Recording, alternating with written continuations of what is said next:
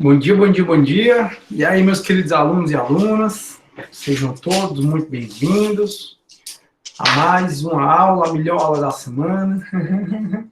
E aí, nossa querida monitora Bianquinha aparecendo. Hoje ela botou um papel parede aí de fundo, todo psicodélico, muito bem. Não, Bianquinha? Bianquinha tá fazendo as dancinhas ou não, Bianquinha? Tá não, né? Tá fazendo dancinha nenhuma, beleza. Foi uma exceção, foi uma exceção. Eu botei o mundo de novo, Bianca? Vai, fala de novo. Foi uma exceção, aquilo. Ah, foi uma Eu não sou boa exceção, né? dançando, não. Deu pra perceber pelo vídeo, né? Que eu não sou boa dançando. Dizem que vicia, né? Diz que quem faz o primeiro, faz o segundo, faz o terceiro e por aí vai. Comédia. Pois é. E aí, galera, bom dia, bom dia, bom dia a todos. Bem-vindo a mais uma aula de filosofia. Essa aula da gente, que bacana demais. Essa de hoje, inclusive, bem tranquila, que a gente está falando da filosofia da felicidade, né? A gente vai ver o estoicismo, vai ver o ceticismo. Bem bacana essa parte. Eu acho super legal. E até, turma, eu ia hoje começar a unidade 3, mas não vou. A gente está no tempo, estamos bem no plano de ensino, tá de boa. Aí hoje a gente acaba a unidade 2 e na próxima aula, terça que vem, a gente inicia a unidade 3, que é a filosofia da Idade Média. Mas antes da gente começar a conversar sobre a nossa matéria, deixa eu ver aqui quem é que está falando comigo. Juliana, querida Juliana, bom dia. Juliana Pompeu. Juliana, tu é alguma coisa da professora Gina, do professor Randall? Eles são Pompeus também. Oi, Igor, bom dia. Maria Clara, bom dia. A Maria Clara Cunha, eu tenho o José Vitor Cunha, é um grande amigo. Eu acho que eu falei de ele para vocês no ano passado. Não, acho que foi para vocês, não. Que ele foi aluno da Unifor e ele, quando se formou, ele é tão brilhante que 2 escritórios de advocacia já queriam contratar, onde ele estagiou como advogado, e ele foi convidado para ser coordenador da primeira Câmara Criminal do TJ, onde ele está até hoje. Faz uns 2 anos já. Aí ele é José Vitor Cunha, de Sobral. Um cara incrível, incrível, incrível, incrível. Deixa eu ver aqui. Maria Clara Cunha, Ingrid Vitória, bom dia. Luiz, bom dia. O Jean, bom dia. A Fabiana, bom dia. Cauã, bom dia, prof, meu lindo. Que bom, o Cauã, ele dá uma massageada na minha autoestima. Bom dia, Cauã. A Fabiana tá falando Bianquinha, e tá fazendo um coraçãozinho aí. Esse coração aí, eu vou nem dizer o que é que eu... Antes de perceber um coração, eu percebo outra coisa, mas eu não vou nem dizer. A Bianca tá dando bom dia também. Samuel, bom dia. Alexia, Alexia aí, bom dia, Alexia. Maria Clara, eu dei risada da Alexia por conta daquele dia, né? Alex, também Alex chegou atrasado. Não, hoje eu não cheguei atrasado. Alex, engraçado. A Maria Clara, bom dia. Suiane, bom dia. Não sei, acho que não. O professor Randall, Juliana, ele é vice-reitor de extensão há muitos anos já. E a professora Gina, ela é coordenadora do mestrado e do doutorado em Direito. Os dois são incríveis profissionais. Incríveis, incríveis, incríveis. Vamos lá. O Eduardo, bom dia, meu amigo. Show. Marina também, bom dia. Sim, a V2 é a matéria cumulativa, tá bom? Toda a Unifor tem uma portaria dizendo que todas as disciplinas a matéria deve ser cumulativa. Aí a Fabiana diz. Maria Clara kkkk. Maria Clara Cunha também diz que não conhece. A Marraiana, bom dia, show de bola. Marraiana, teu nome, eu não sei porque sempre me lembra o Havaí. Aí dá aquela sensação boa, né? As praias, tal, tranquilidade, surfar. Acho muito legal o nome da Marraiana. Aí a Laura, bom dia, show de bola. Alex kkkk. Vixe, o Breno hoje se empolgou valendo. Tá bonitinho, viu, Breno? Isso aí. Até eu tô entendendo. Tá muito bonitinho, Breno. Bom dia, meu amigo. Não, Cal, ainda não fui para Havaí, cara. Não fui. Eu preciso ir para Havaí. Na verdade, eu tinha a intenção, mas com essa pandemia, porque como eu acabava conseguindo viajar várias vezes por ano, nem que fosse uma semana e voltar, tipo, às vezes eu pegava a semana de provas, aí viajava, então às vezes eu pegava um feriado estendido, aí viajava. Aí as férias, né, que a gente fica férias em junho, julho, e dezembro, janeiro, aí eu viajava também. Mas aí, com essa pandemia, quando não for vacinado, a Camila já perguntou, o que eu já disse, já respondi, a V2 matéria acumulativa. Aí o Antônio Neto, me leva, prof. Me leva também, bora todo mundo. Já dei. Na África eu já fui várias vezes, mas na África eu só conheço a África do Sul. Eu ia fazer um passeio na Namíbia, só que ia ser um passeio bem radical. E aí eu não tava muito na vibe, não. Aí eu troquei a viagem, foi massa. Eu fui para Malásia e depois eu fui para Singapura. E aí Singapura eu até puxei um TBT um dia desse, eu naquele hotelzão, o Singapura é chamada a princesinha da Ásia. Singapura tudo é perfeito, é incrível. É tão perfeito que o povo não gosta de lá, né? O povo que mora lá acha chato. Porque assim, é perfeito. Tu imagina, tudo perfeito, tudo funciona, tudo é limpo, os prédios, Singapura, ele conseguiu harmonizar o verde e o desenvolvimento. Então, tu olha, não é aquela selva de pedra.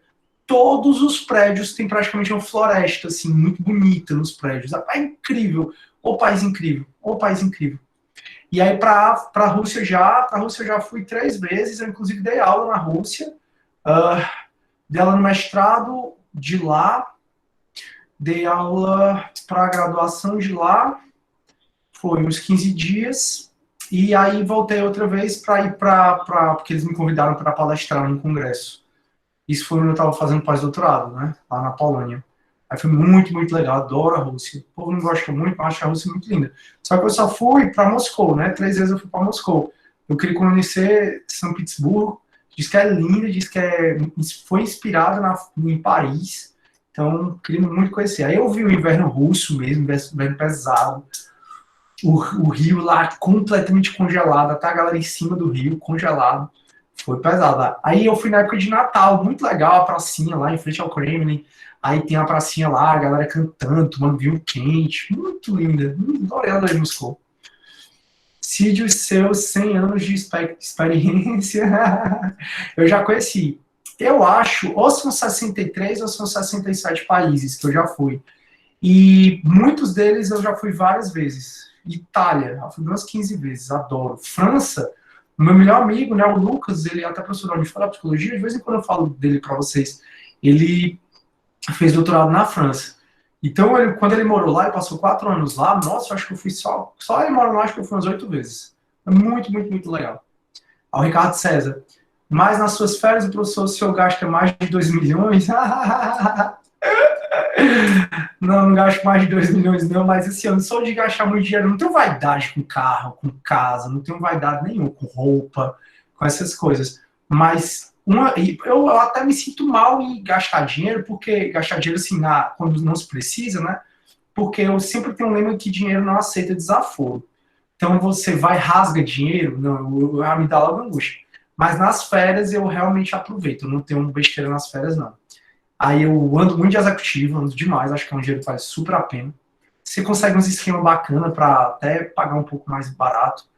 Fico em hotéis bons, fico mesmo, vale muito a pena. Ah, hotel é só para dormir? É nada. Hotelzinho bom, é a viagem. É a viagem. Por exemplo, lá no Panamá, eu fui pro Hard Rock. Um dos melhores hotéis que eu já fui.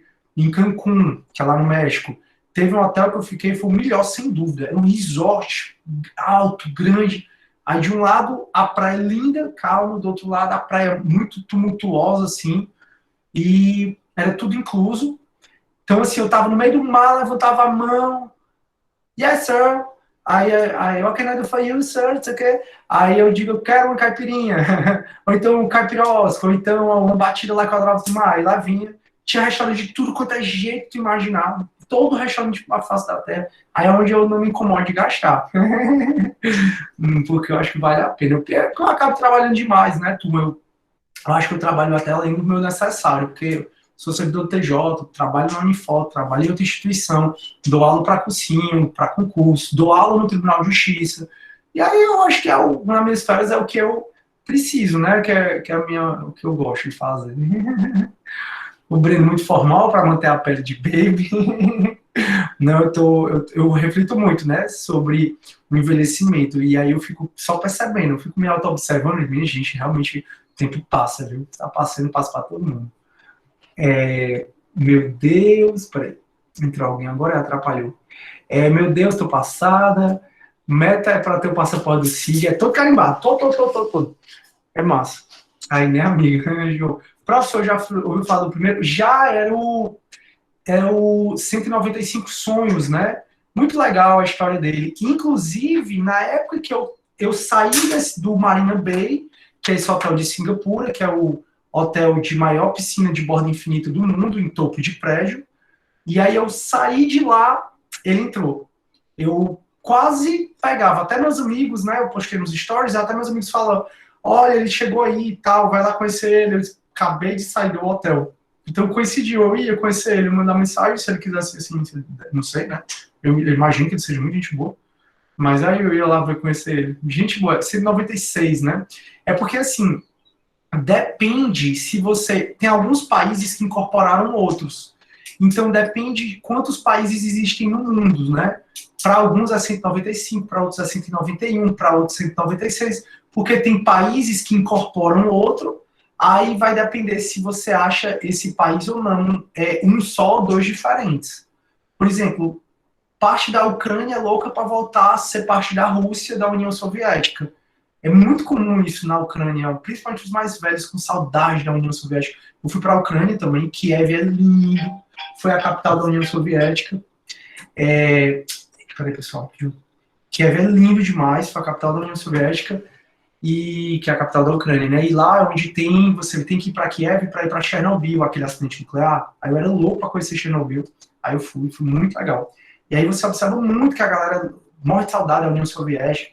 A Rússia, ela sai tomando o território dos outros. Tem um problema da Crimeia, que é um território que está sendo anexado, mas enfim, é uma região, que é um país. Então depende muito. Aí ele rodou o mundo em um ano e meio, loucura, né? Ele é genial, mas me diz que, assim, ele até contar a história dele, eu nem lembro mais direito, mas parece que ele nem tinha esse dinheiro todo, né? Aí conseguiu ir se virando, e aí conseguiu ir para cantos incríveis, né? A história dele é muito massa, pois é, muito massa. Enfim, é isso. Beleza, turma, então vamos conversar a nossa aulinha. Conversar é muito bom, né? Sempre muito bom. E sobre viagem, aí é que é massa mesmo, né? Viagem, pessoal, eu acho que é o que a gente leva, né? Nesse mundo, você não vai levar nada daqui. Por mais dinheiro que alguém tenha, não vai levar nada. O que vai ficar é a experiência. E aí talvez seja você viver livre de correntes, né? Assim, teve uma época da minha vida que eu tinha essa tal história do consumo, né? Só que eu percebi que quanto mais você tem, mais pesado fica, né? Naturalmente. E é engraçado porque desde que eu sou criança eu gosto de uma cantora, que é a Sandy Júnior. Desde criança até hoje eu gosto muito da Sandy Júnior, né? Hoje só a Sandy, né? E a Sandy, ela, quando saiu, ela fez uma música que se chama Respirar. E aí ela diz assim: eu abro as asas e me preparo para respirar. E basicamente o que ela quer dizer é viver sem correntes, né? Porque a gente se acorrenta muito, a sociedade da gente hoje se acorrenta muito a gente. A gente, quando menos espera, está envolto num monte de sonho que é de outras pessoas, dando satisfação para as outras pessoas. Você muitas vezes incorpora um sonho que nem é teu, mas é de outra pessoa e traz como teu e te gera angústia, ansiedade, que é muito relacionado à aula de hoje, né? Que a gente vai trazer. E aí eu fui aprender a não viver acorrentado. Para você ver, a maior forma de escravização de hoje, no meu ponto de vista, né, e de outras pessoas, isso não é uma ideia minha, é uma ideia que eu fui lendo, é o dinheiro, né? A gente vive muito escravizado no dinheiro e é isso que eu estou conversando com vocês, diz muito respeito à filosofia estoica, que é o que a gente vai estudar hoje. Enfim, e eu comecei a mudar, né? Não só porque eu sempre tive, naturalmente, eu sempre refleti muito, pensava muito, mas desde que eu tive contato com a filosofia aqui helenista, do helenismo, que é o que a gente está conversando, né? E se você pensar no que eles estão trazendo, é óbvio que você tem que fazer a adequação. Hoje eu vou morrer de falar isso para vocês. Vou falar da filosofia estoica. Galera, pegue o contexto deles e tentem entender, mas tragam para o de vocês, para o nosso. Porque quando eles pensavam isso, trabalhar denegria o homem, ou seja, eles não trabalhavam. Eles tentavam enricar, mas trabalhar, abraçar essas coisas, não, eles não trabalhavam, não.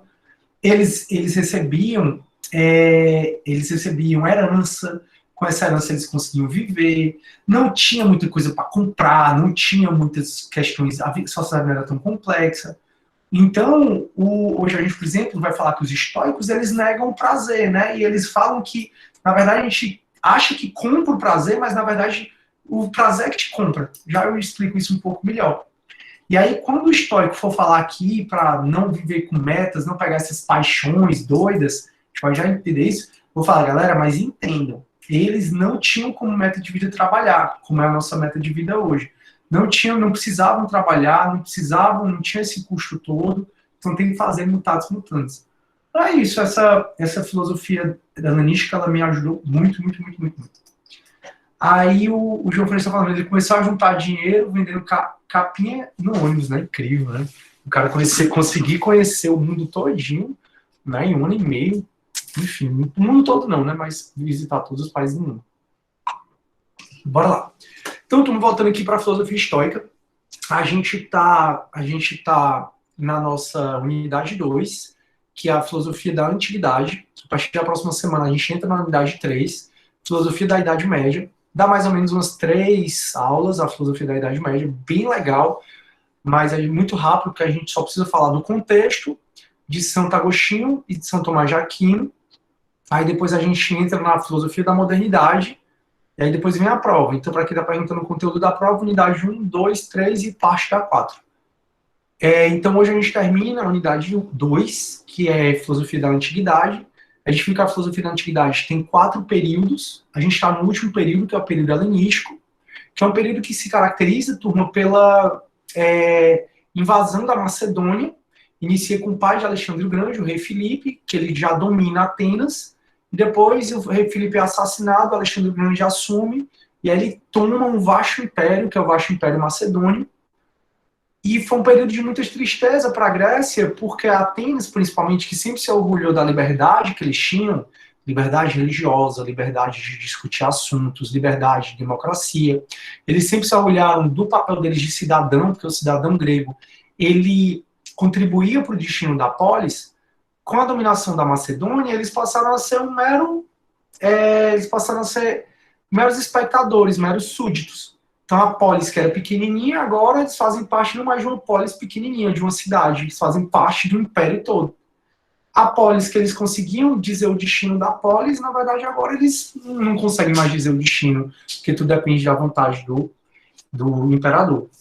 E aí talvez por isso o pensamento que mais predominou em relação à filosofia foi a filosofia helenística, que é a busca pela ataraxia. Ataraxia é essa imperturbabilidade, essa tranquilidade da alma. Porque se a gente consegue ter uma tranquilidade na alma, a gente chega à felicidade. Então, o objetivo aqui da filosofia helenística, das 4 escolas, a gente estudou 2 e agora a gente vai estudar as outras 2, o objetivo dessas escolas é chegar à ataraxia para se alcançar a felicidade. 3 delas negam o prazer para se alcançar a felicidade, e uma delas diz que é através do prazer que a gente alcança a felicidade, que no caso é o epicurismo. O epicurismo, ele pega os prazeres necessários, que são os prazeres fisiológicos, prazer de dormir, de descansar, de comer, e diz que esses prazeres necessários devem ser supridos de maneira equilibrada, sem excesso, sem exagero, e assim, quando você está tendo prazer, que a sua alma vai ficar tranquila. Em sua alma tranquila, você atinge a felicidade. Então, a gente acaba que nessa ataraxia, né, nessas 4 escolas, eles visam buscar a ataraxia, a aponia. A aponia significa ausência de dor, a ataraxia significa imperturbabilidade da alma, tranquilidade da alma, e é através disso que a gente chega à nossa felicidade. Na aula passada a gente estudou o cinismo. Cinismo não tem nada a ver, Diógenes, o cínico, não tem nada a ver com o cinismo que a gente emprega hoje, né? O cinismo aqui no contexto da filosofia é a parte da filosofia que prega que para alcançar a felicidade você deve se afastar da sociedade. Desculpe. Afastar da sociedade. Tu não vou precisar de um minutinho aqui? Só um minutinho.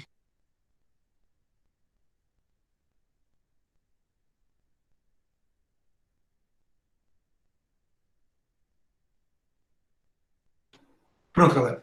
Então, o cinismo, ele prega que para você alcançar essa felicidade, você deve se afastar dessas complexidades sociais, né?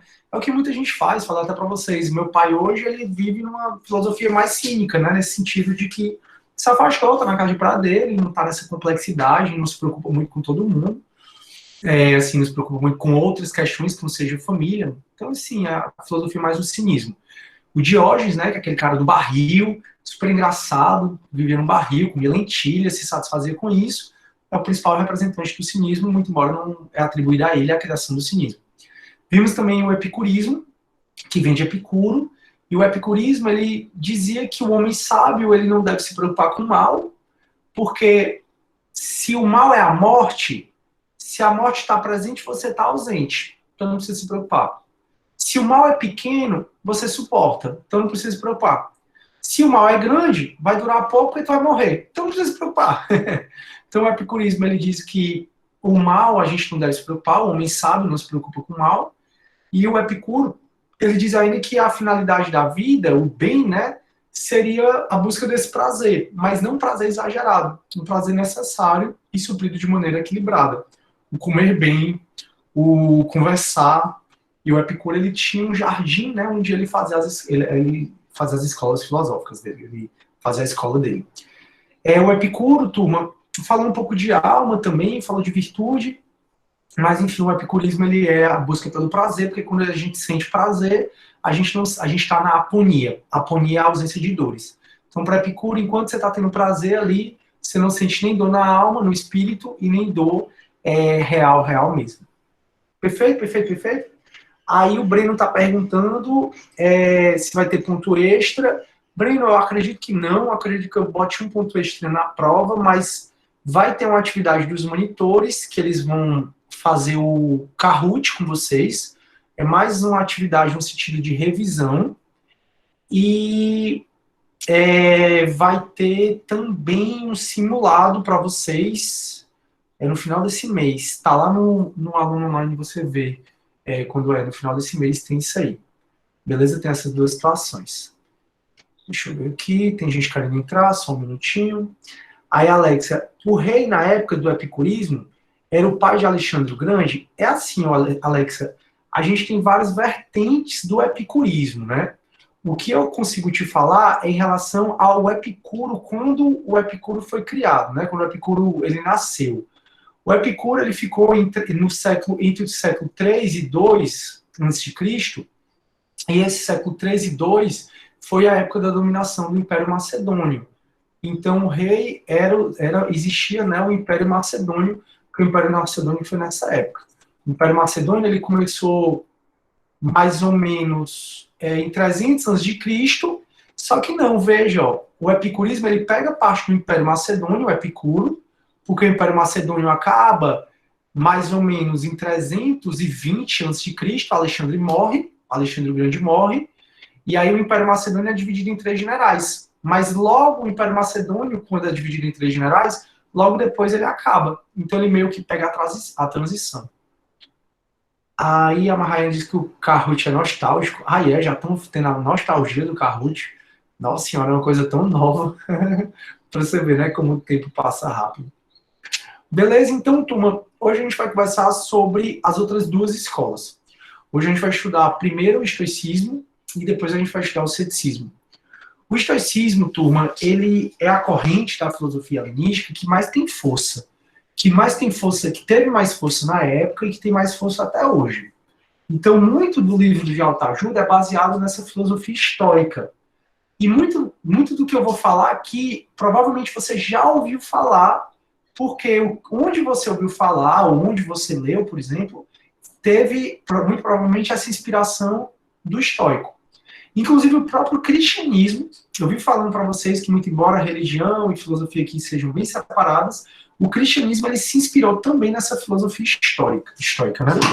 E o que seria a filosofia estoica? Para alguns, a filosofia estoica é a filosofia da natureza.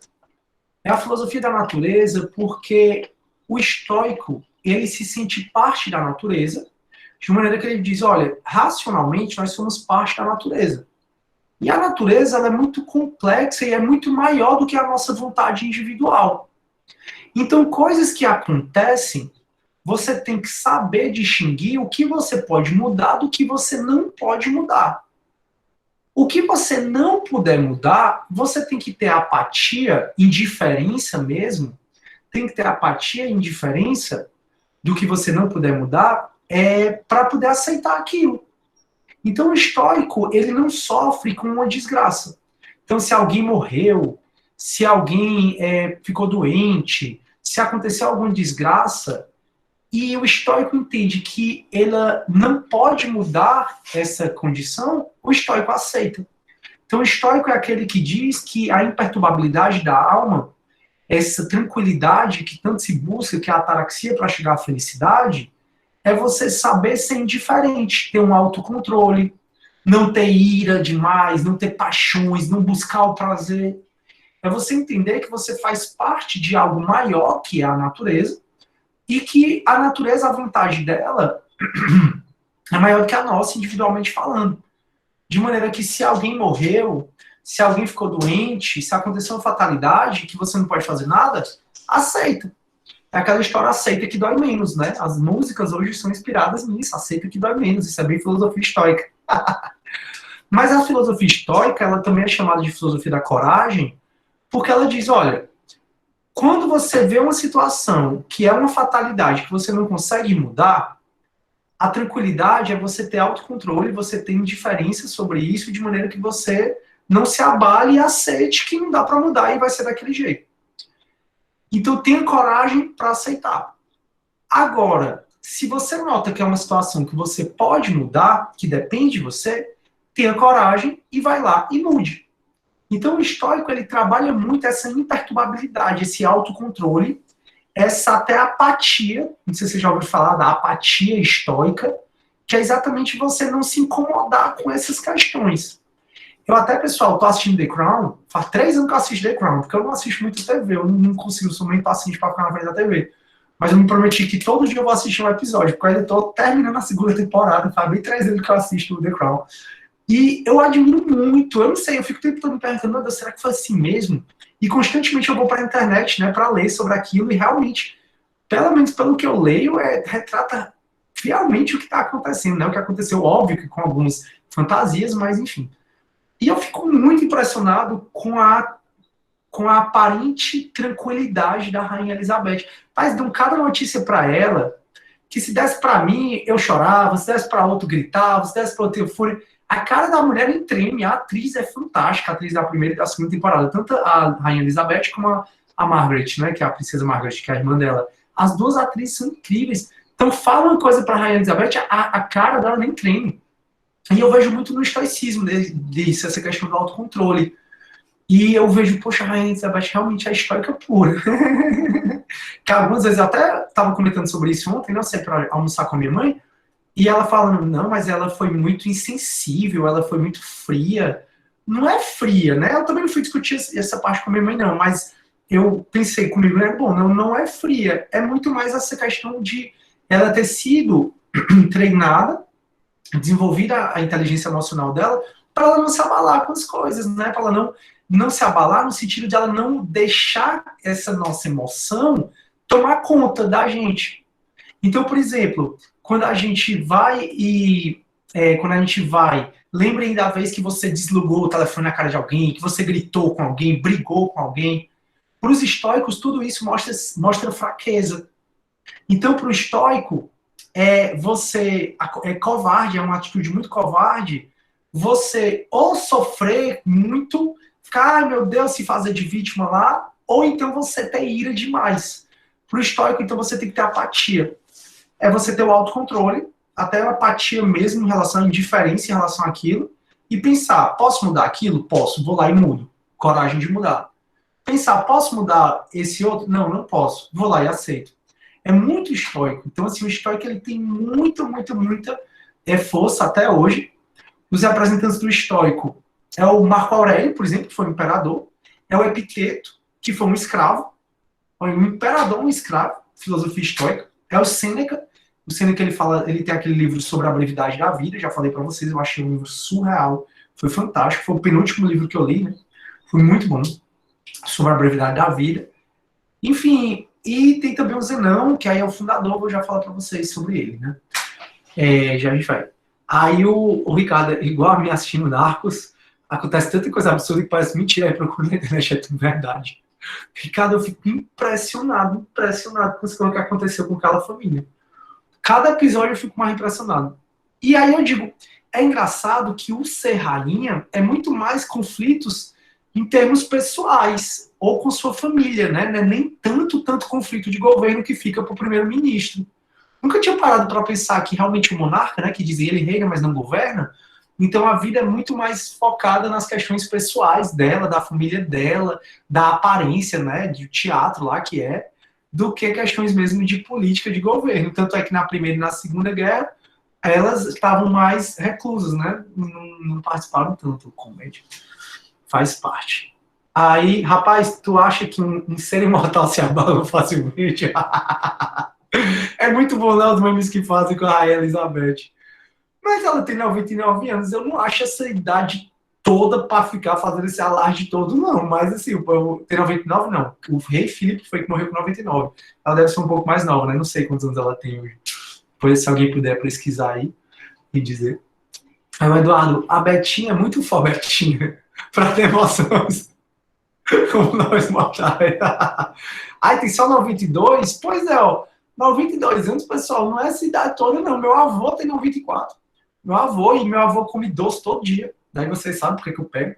Come sorvete com doce de ameixa. Sorvete de flocos, doce de ameixa. Todo dia ele come. É um dos caras mais inteligentes que eu conheci na minha vida. Lê como ninguém. Um dia eu estava lendo um livro bem específico mesmo sobre a Segunda Guerra Mundial, que é um tema que eu gosto muito de estudar. Era um livro bem específico mesmo. E aí eu estava lendo esse livro. Aí eu fui conversar com... Aí eu, na verdade, fui visitá-lo, aí comecei a conversar com ele. Tô lendo esse livro e tal. Ele começou a falar coisas, detalhes. Que eu digo, como é que esse homem sabe disso, meu Deus do céu? Então, assim, não acho que seja a idade toda, né? Se Deus quiser, todo mundo vai chegar a essa idade, nem todo mundo vai conseguir. Mas, se Deus quiser, a gente vai chegar todo mundo nessa idade. Mas também eu não acho que a cidade toda, não. O rei Filipe era mais velho que era e ninguém fazia essa confusão toda. 94. Valeu, 94. Pois é, o rei Filipe tinha 99, mas o fato é que eu acho que é porque o pessoal fica com pena é do filho dela, que provavelmente é doido para ser rei, só que para ele ser rei, né, ele já tem 70 e tantos anos, para ele ser rei ela precisa morrer. Eu acho que o povo fica mais com pena do filho que quer ser rei, não pode enquanto ela não morrer. Mas enfim, eu recomendo demais vocês assistirem The Crown. Vou começar a compartilhar minha tela, pessoal, para a gente estudar um pouco mais os históricos, né? É engraçado que enquanto eu vou conversando aqui, a aula vai passando, a gente vai filosofando sobre a matéria, sem ser sobre a matéria, a gente vai filosofando, e quando eu vejo a aula já está passando. É 95 esse ano. Então vamos para frente. Pronto. Então a gente está, né, falando aqui desse... deixa eu voltar aqui, peraí. A gente está falando aqui das escolas filosóficas, a gente falou da dominação do Império Macedônio, falamos da passagem da Era Clássica para a Helenística, falamos que o Império Macedônio foi conhecido como um império onde o sol nunca se põe, porque era tão grande, tinha parte da Ásia, parte da Europa, parte da África, que o sol nele nunca se punha. Falamos da invasão da Macedônia em Atenas, com o rei Filipe, e aí falamos dessa consequência dessa invasão, é porque essa invasão acabou que a polis acabou, né? Atenas deixou de ser uma polis, Tebas, Esparta deixaram de ser polis, cidadão deixou de ser cidadão e virou um mero súdito, o que trouxe muita tristeza, né? E aí surgiram essas escolas, os cínicos, surgiu com Antístenes, mas a gente, quando fala dos cínicos, a gente lembra logo desse cara aqui, né? Que é o Diógenes de Sinope, que ele vai viver no barril, longe da sociedade. Ele diz que a gente deve aprender a ser feliz com os cachorros, com os animais, né, em especial com os cachorros. Daí porque os cachorros são símbolo do cinismo, que com muito pouco eles se contentam, com muito pouco eles são felizes.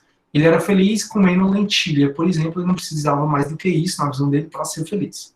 Aqui é a historinha onde Alexandre o Grande, ele oferece qualquer coisa para Diógenes sai do meu meio, que eu só quero pegar sol.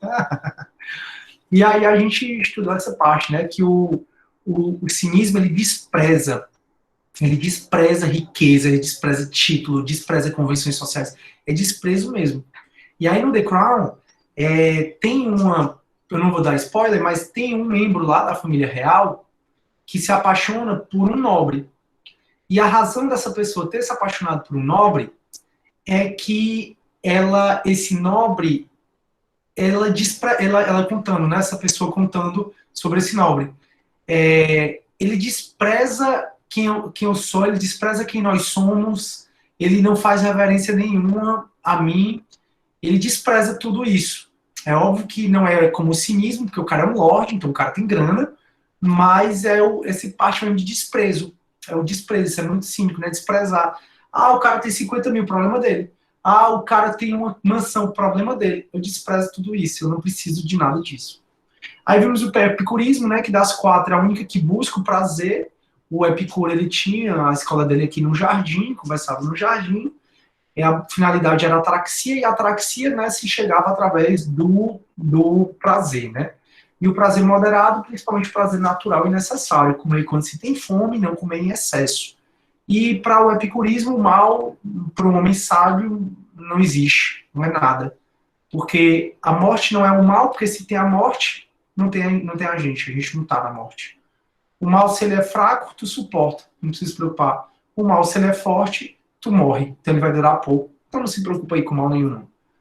Aí vimos que o epicurismo é uma parte do hedonismo, né? O hedonismo é uma corrente que busca o prazer acima de tudo, então a pessoa hedonista é aquela que está sempre em busca do prazer, e o Epicuro, ele vem ser uma vertente aí do hedonismo, né? Do epicurismo, na busca da aponia, da ausência de dor, da ausência de sofrimento.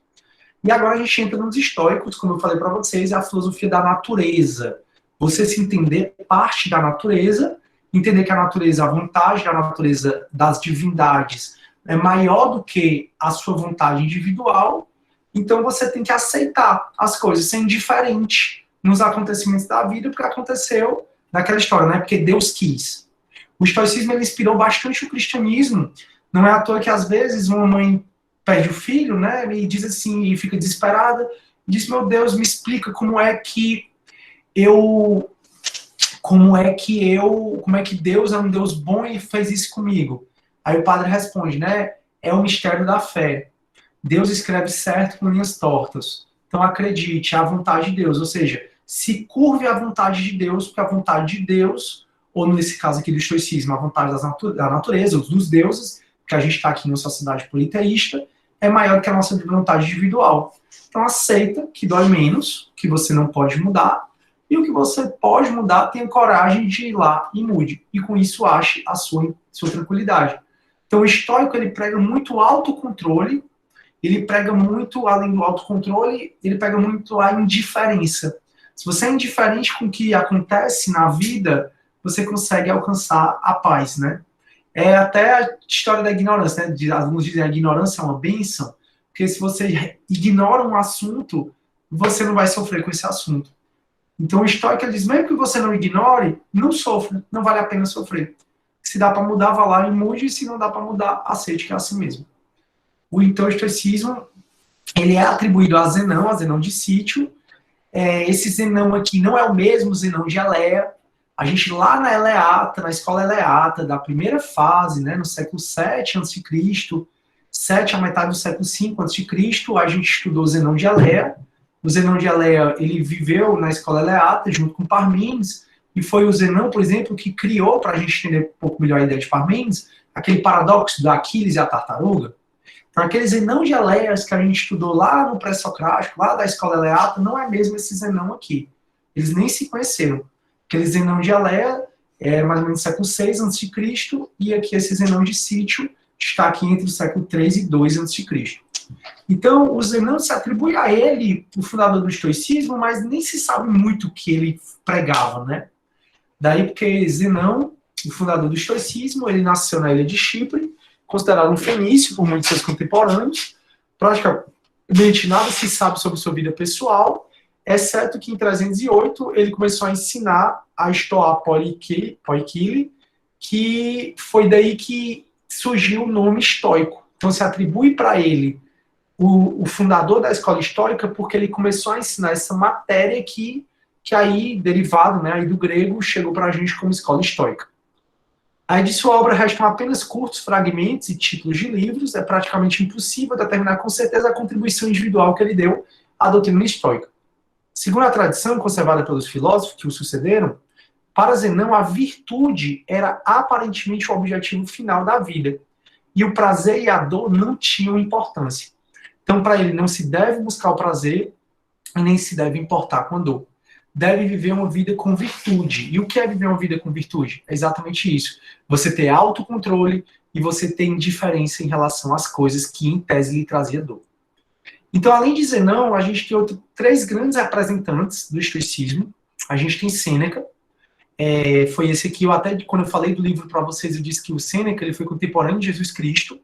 Ele nasceu 4 a.C. e morreu em 65 depois de Cristo. O Sêneca, ele escreveu esse livro sobre a brevidade da vida, recomendo demais que vocês leiam, e é bem filosofia estoica. Além do Sêneca, a gente teve Marco Aurélio, que ele tinha um diário. Esse diário, ele colocava os insights dele, anotações. Depois que ele morreu, alguém pegou essas anotações dele e categorizou, né, colocou em perto os assuntos que tratam a mesma coisa e publicou um livro chamado Meditações.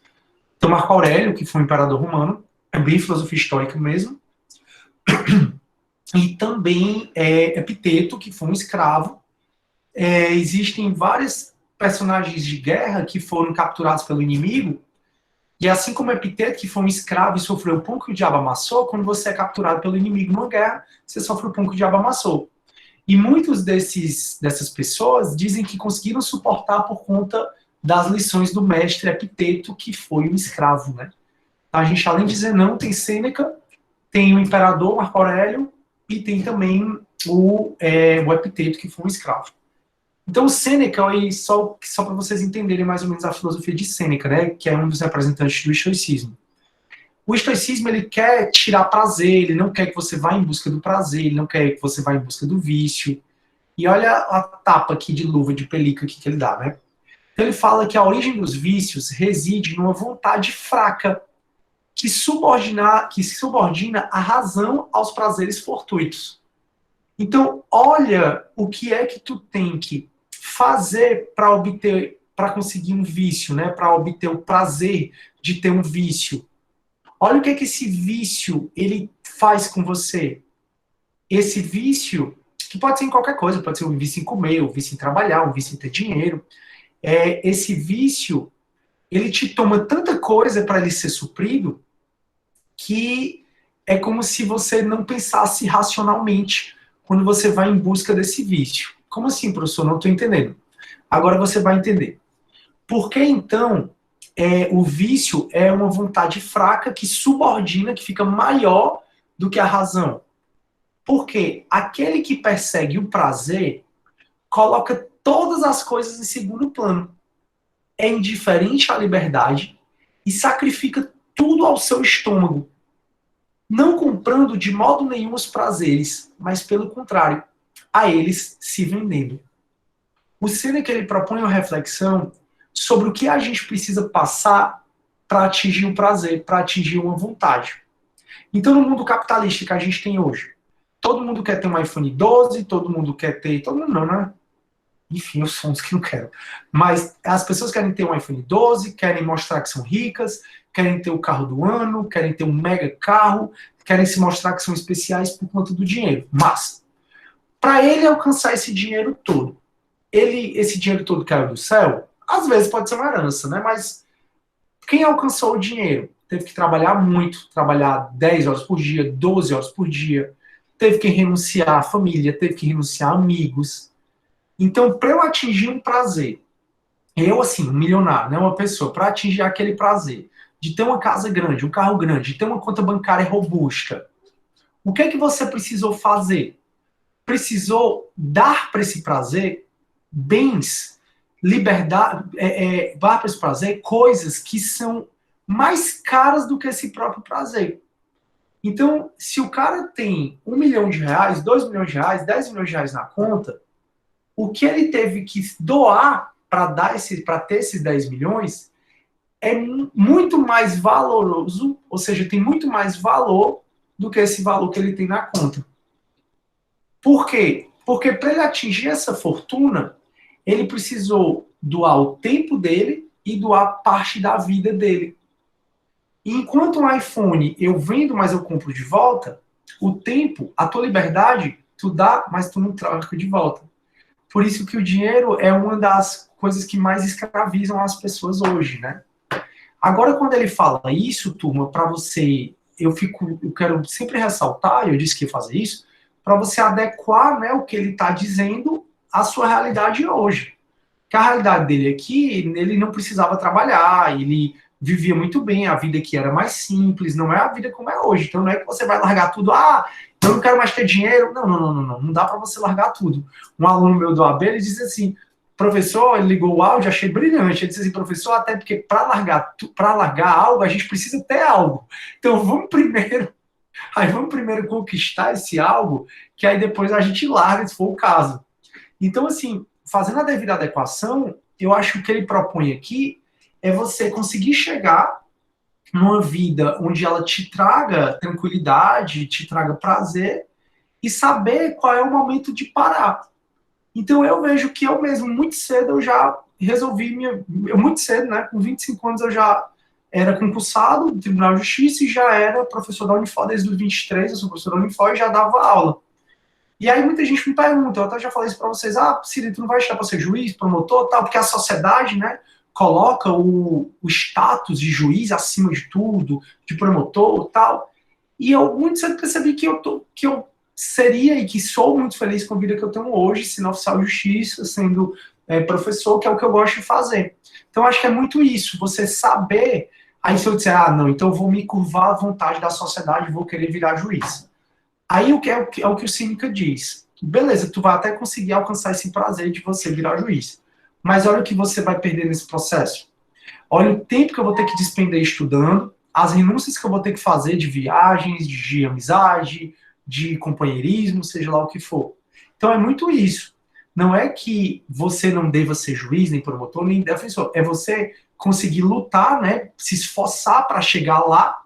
Onde é que eu me vejo? Que eu vou estar bem, que eu vou estar feliz? Vou ser feliz sendo juiz. Então, bota, vai, se forma em direito, estuda, passa no concurso, pronto. Mas aí chegou a ser juiz. Tá bom para você? Tô morto de feliz. Beleza. Então agora vamos curtir, né? Do que, não, tá, eu hoje sou juiz, mas eu acho que eu quero agora ser ministro supremo, que não deixa de ser um magistrado, mas aí você vai e luta para... Então ele diz, não seja refém de seus prazeres, saiba aonde você quer chegar e aonde você quer chegar, veja se vale a pena, né? Essa paixão que você está querendo seguir, veja se vale a pena. Vale a pena você doar seu tempo, sua liberdade para alcançar? Vale, até porque é temporário. Chegou, tá bom? Massa. Não, chegou ainda não tá bom, então continua. Então ele vai falando, né, que aquele que persegue o prazer coloca todas as coisas em segundo plano. Família, a pessoa mesmo, amizade, e é indiferente para alcançar o prazer. E é indiferente à liberdade, sacrifica tudo, até mesmo a vida, ao seu estômago, ou seja, aquele prazer. Não comprando de modo nenhum os prazeres. Então a gente não compra o prazer, pelo contrário, a gente se vende ao prazer. Porque o prazer, para ele, para o Sêneca, ele vai valer bem menos do que o que você deu ao prazer para atingir aquele prazer, que é o tempo da sua vida e a sua liberdade. Incrível, né? Eu acho massa aqui. Aí ele diz, o homem sábio, pelo contrário, opta pelos prazeres da alma, os quais são calmos, inesgotáveis, ternos, moderados e discretos. Então o homem sábio, na visão de Sêneca, ele vai atrás mais do que traz tranquilidade, do que traz paz de espírito. E é isso muito a filosofia estoica. Mas não vai entender, pessoal? Deixa eu ver, Maria Eduarda. Mas o epicurismo acaba sendo o contrário do hedonismo, não? Porque o hedonismo não tem o controle do prazer. Não, mas o hedonismo, ele tem várias vertentes. Uma das vertentes é o epicurismo, que é exatamente a busca pelo prazer. Só que o epicuro, ele traz o prazer moderado. Tá, Maria Eduarda? Tava confundindo. Pronto, entendi. Pronto, agora que eu vi que tu já entendeu. Foi mal, Eduardo. Beleza, eu acho incrível aqui as questões de Sêneca. Show. Aí, turma, já que vocês não comentaram, eu vou passar aqui. E aí o estoicismo, outro grande representante dele é o imperador Marco Aurélio, também depois de Cristo. E o cara foi imperador e tentava se manter tranquilo e foi imperador durante tanto tempo, ele. E ele se mantinha tranquilo muito por conta da filosofia estoica. E é ele que diz que a gente deve ter o autocontrole. Ele diz assim, ó, quanto mais se é impassível, aí eu só lembro da Rainha Elizabeth, o povo falando uma bomba pra ela, e ela fica, ela nem muda a cara, pessoal, e é uma atriz perfeita. Então, quanto mais se é impassível, mais se é forte. Então, quanto mais você é indiferente, você tem um autocontrole, você não se importa muito com aquilo, mais você é forte. Porque na visão de Marco Aurélio, assim como a aflição demonstra fraqueza, então você está aflito, ai meu Deus, está desesperado, é fraqueza, a cólera também demonstra fraqueza. Então, das vezes que você gritou, brigou com sua mãe, fechou a porta na cara de alguém, você desligou o telefone, aquilo você está mostrando sinais de fraqueza. Então não façam escândalos com namorados ou namoradas de vocês, tá bom? Não façam escândalos. Sejam impassíveis, tenham mais autocontrole. Então o Marco Aurélio vai falar que tanto a fraqueza como a cólera magoam as pessoas, como também inferioriza as pessoas. Então você não deve nem demonstrar fraqueza, nem demonstrar cólera, você deve se demonstrar forte. Como é que você demonstra forte? Sendo impassível. Lembrar, a pessoa te fala uma coisa, olha, eu te chifrei. Aí, ao invés de você quebrar tudo, aí você, ao invés de você bater na pessoa, desligar o telefone na cara, gritar, que isso mostra fraqueza, você, tá bom. É muito essa parte. Ok. Aí, o não se admirar, né? Muito estoico. Não se admirar, o ser impassível. Não se abalar. Não se abalar tornou-se a divisa comum entre os estoicos latinos, pois as coisas vão acontecer independentemente da nossa vontade individual. A gente tem que entender que a natureza, e todos nós fazemos parte da natureza, a vontade da natureza é muito maior do que a nossa vontade individual. Então aceita que dói menos. Quem fala aceita que dói menos é a Valesca Popozuda, eu nem sei mais. Aí ele diz assim, né? Para os estoicos, o supremo bem está em viver de acordo com a natureza. Nós fazemos parte da natureza. As pessoas comuns correm atrás das paixões que elas não deveriam. Submetem-se aos desejos e com isso apenas conseguem tranquilidade e angústia. Então, meu Deus, eu quero tanto que isso aconteça, tomara que isso aconteça, sei lá. Aí você fica angustiado, fica intranquilo, mas vejam, turma, não é que ele está propondo que você largue tudo, não. Até porque quem foi estoico foi o imperador, foi um escravo, foram o Sêneca, são pessoas que eles já tinham, de uma certa forma, a vida resolvida, né? Então, antes de você virar estoico, resolva a sua vida primeiro, tá? Então, ele diz, as pessoas comuns correm atrás de paixões, submetem-se aos desejos e apenas conseguem tranquilidade e angústia. O estoico, pelo contrário, sabe que tudo o que acontece não pode deixar de acontecer, pois nada se pode evitar, nem nada se pode deplorar. Ou seja, vai acontecer, relaxa, aceita que dói menos. Mas se você consegue mudar, vai lá e muda. Ao homem apenas resta a sua liberdade interior e a paz de espírito. Ou seja, só você ter a sua liberdade, não ser refém de nada interiormente, não ter correntes, e você ter paz de espírito, é que o estoico busca. Então, ao homem apenas resta a sua liberdade interior e a paz de espírito só se atinge com autodomínio. Para um estoico, o princípio da moralidade assenta em distinguir o que depende de nós daquilo que nos é estranho. Se depende de nós, eu vou lá mudar. Se é estranho a mim, se aconteceu por uma vontade divina da natureza, aceita. Porque você não vai poder fazer nada para mudar. Segundo Zenão, o homem deve aceitar a fatalidade universal, a vontade da natureza, e refugiar-se apenas na sua interioridade, ter autocontrole. Refugiar-se da sua interioridade, da qual poderá chegar a ser dono e senhor. Então, dentro de você, a única coisa que depende mesmo da sua vontade é o que está dentro de você. Então, se torne dono e senhor do que está dentro de você. E organizar a sua interioridade segundo uma estrita consequência. Viver consequentemente é a forma de responder com elegância a essa certeza da própria situação. Então, a pessoa, te chifrei, tá bom, beleza. Não é para você, e aí você vai ver que vai decidir o que vai fazer em relação a isso. Se você vai não querer mais, mas se acabou porque para você a fidelidade é um valor muito forte, então se acabar, acabou e não sofre por isso. Até porque ele te chifrou, foi independentemente da tua vontade. Não, eu acho que eu consigo ficar, fica, mas também fica sem sofrer. É muito o que o estoico prega. Então ele coloca que a liberdade atinge-se quando se controlam as paixões e os bens exteriores. Quando aquela paixão, aquela vontade de ter aquilo já não te consome mais. Então, aí não tenho mais vontade, você consegue controlar a paixão de ter um iPhone 12, a vontade de ter um iPhone 12, a vontade de ter um carro de última geração, a vontade de ter Quando você consegue controlar todos esses bens exteriores, essas paixões, vocês têm autocontrole, é quando você de fato atinge a sua liberdade. Aí as paixões são impulsos que alertam a ordem universal e são enganosas. Então as paixões são impulsos, né, das pessoas. A maioria das pessoas são movidas por essas paixões, mas essas paixões são enganosas. O estoico domina as paixões não desejando nada. A apatia estoica é sinônimo de austeridade e asceticismo. O asceticismo aqui significa autocontrole.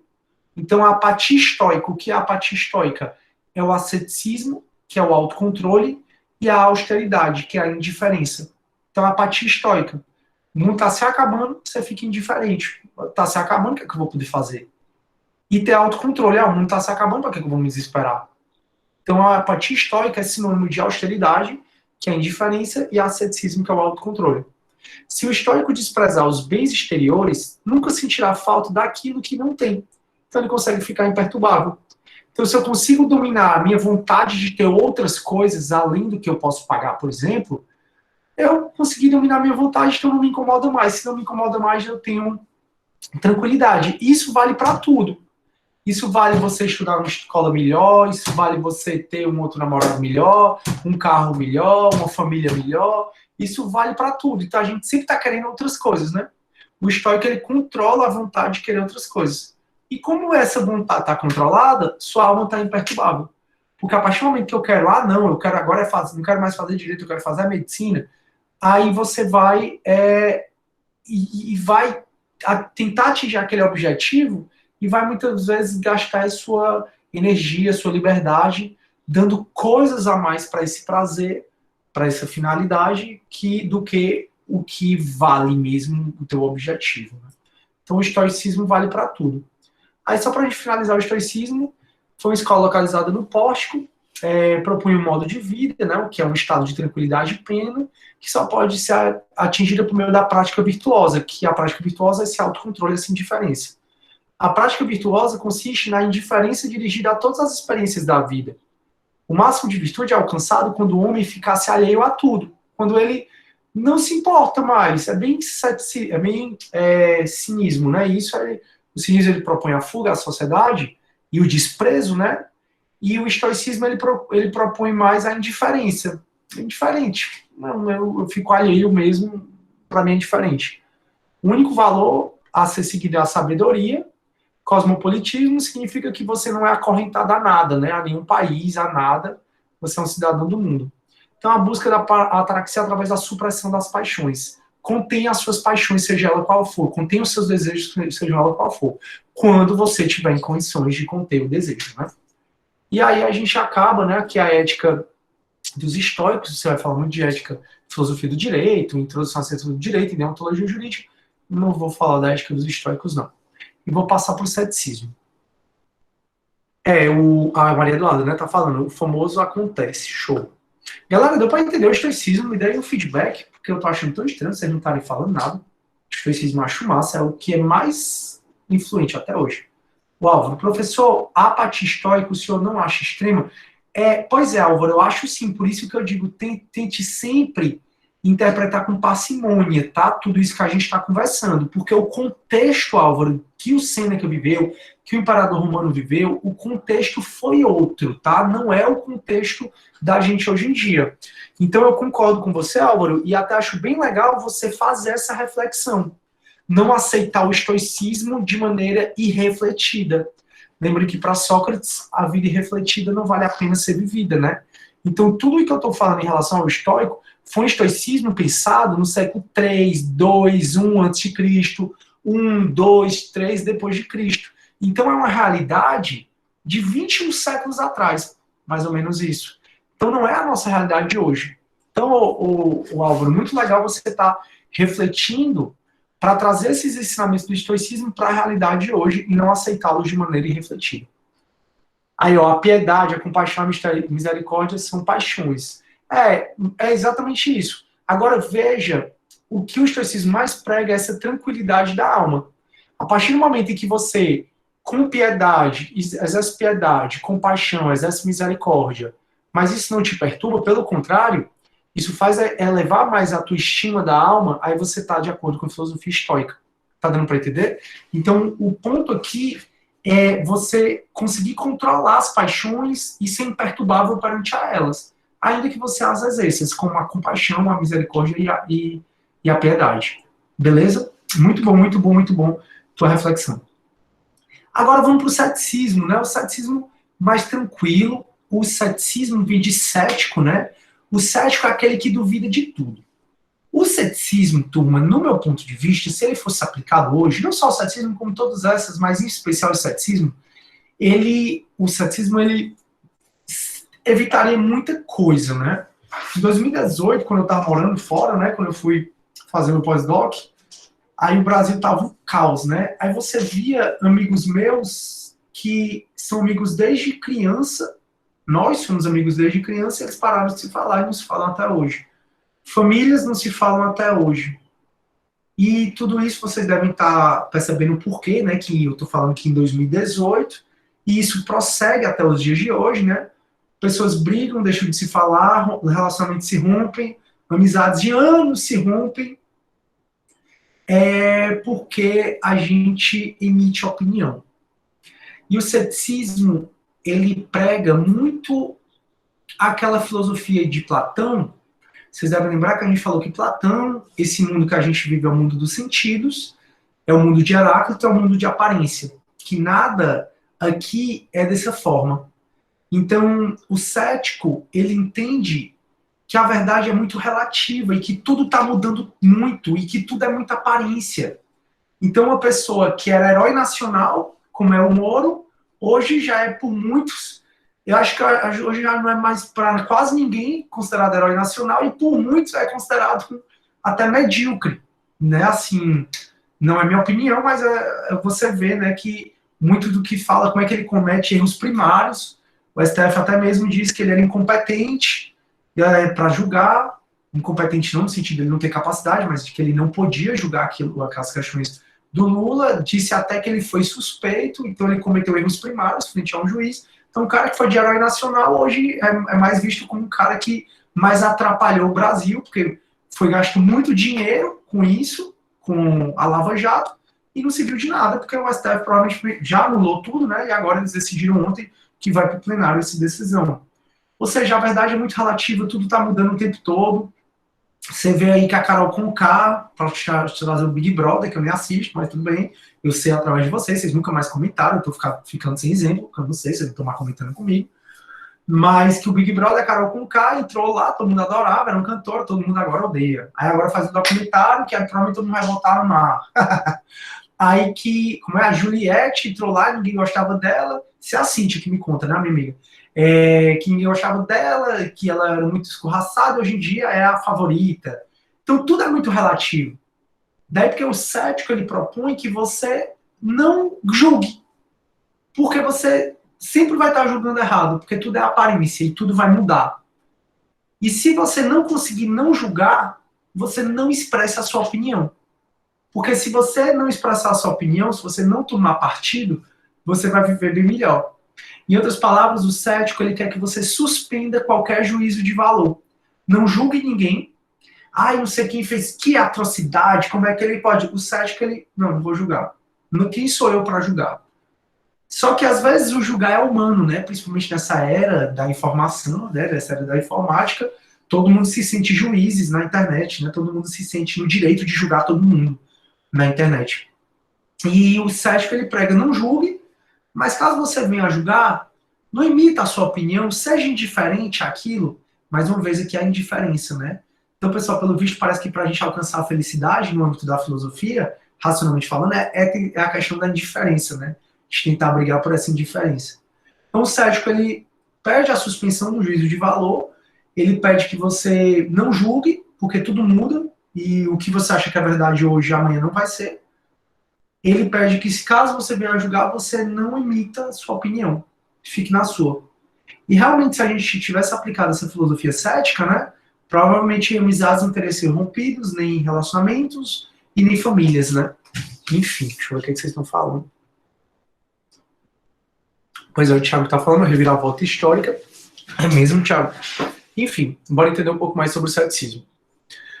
O cético, ele foi criado, né, o fundador do ceticismo foi o Pirro. O Pirro não deixou nenhum escrito filosófico, não conhecido, né? Nasceu em Elis, uma vila do Peloponeso, viveu como pintor, depois se interessou pela filosofia, e aí ele seguiu em companhia de Alexandre o Grande, numa campanha na Ásia. Quando ele retornou a Elis, ele fundou uma escola filosófica, foi exatamente essa, o ceticismo, e que valeu uma enorme reputação junto aos concidadãos. Ele vivia de maneira muito pobre e simples em companhia da irmã dele, que era uma parteira.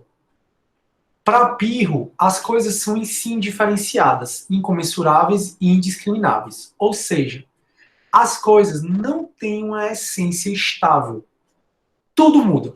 Só não muda para ele as coisas do Deus, divina. Aí é por isso que é Platão, né? Para Platão, esse mundo é só de aparência, tudo está mudando, tudo tem a cópia imperfeita de tudo. Para Platão, esse mundo da gente é o mundo de Heráclito. Heráclito é o filósofo do movimento, né? Morro de falar isso para vocês. E para Platão a gente deve buscar o que é o mundo inteligível, o mundo das ideias, o mundo onde o mundo de Parmênides, onde tudo está parado, porque a essência das coisas são estáveis. Então aqui é muito Platão. Aqui ele vai falar que nesse mundo, o Pirro vai falar, o mundo, as coisas não têm uma essência estável. Então é por aparência. Tudo nesse mundo é tudo aparência. Tudo tem caráter de provisoriedade, de inconsistência. E essa inconsistência, ela é notada mais ainda quando a gente compara com a natureza do divino, né? Com o mundo das ideias, com o jardim do Éden, com o paraíso aí dos cristãos. Então tem um paraíso onde tudo é perfeito, onde não existe morte, não existe dor, tudo é estável lá no paraíso. E aqui, tudo é essa confusão, essa bagunça, né? Então ele vai dizer que realmente tudo no mundo aqui é um mundo de aparência, é inconstante, é instável, tudo muda o tempo todo. E a gente consegue perceber isso quando a gente pensa na natureza do divino. Porque a natureza do divino, o jardim do Éden, Deus, essas doutrinas cristãs, o paraíso, são absolutamente estáveis e sempre igual. E aí ele vai falar que a atitude que o sábio deve assumir é o da afasia. O que seria afasia? Calar. Ou seja, não falar. E jamais expressar qualquer julgamento definitivo. Já que tudo vai mudar, para que você vai julgar algo?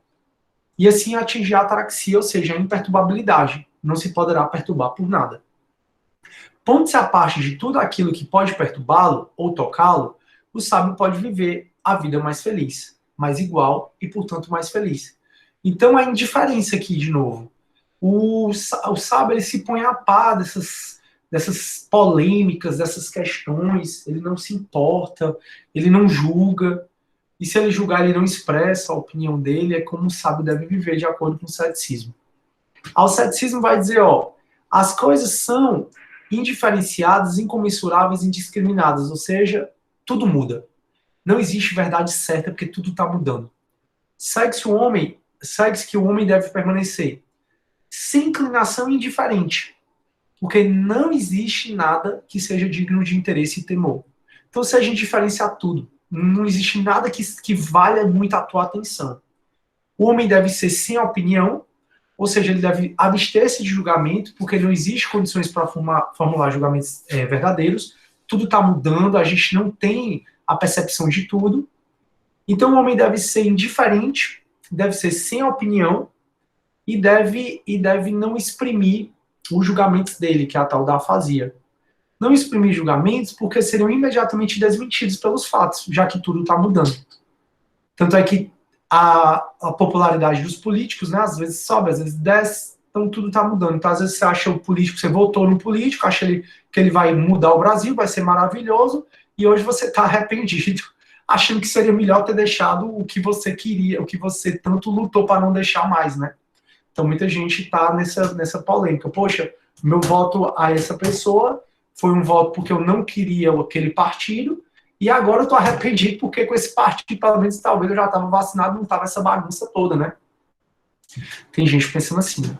Então não dá pra gente brigar ferrenhamente por uma coisa, porque olha aí a galera que tá se decepcionando, não é à toa que cada vez mais cai a popularidade, né, do nosso presidente. Então, enfim, vamos continuar.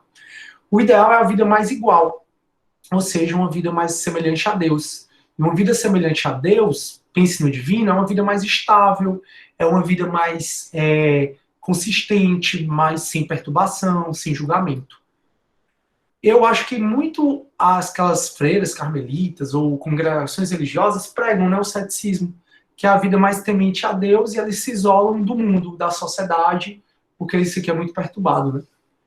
E aí aqui, turma, o ceticismo depois de Pirro desenvolveu com muitos outros filósofos, que aí alguns, como Filon de Larissa, ele vai falar que a verdade existe, mas o homem não a conhece, e portanto deve contentar-se com o provável.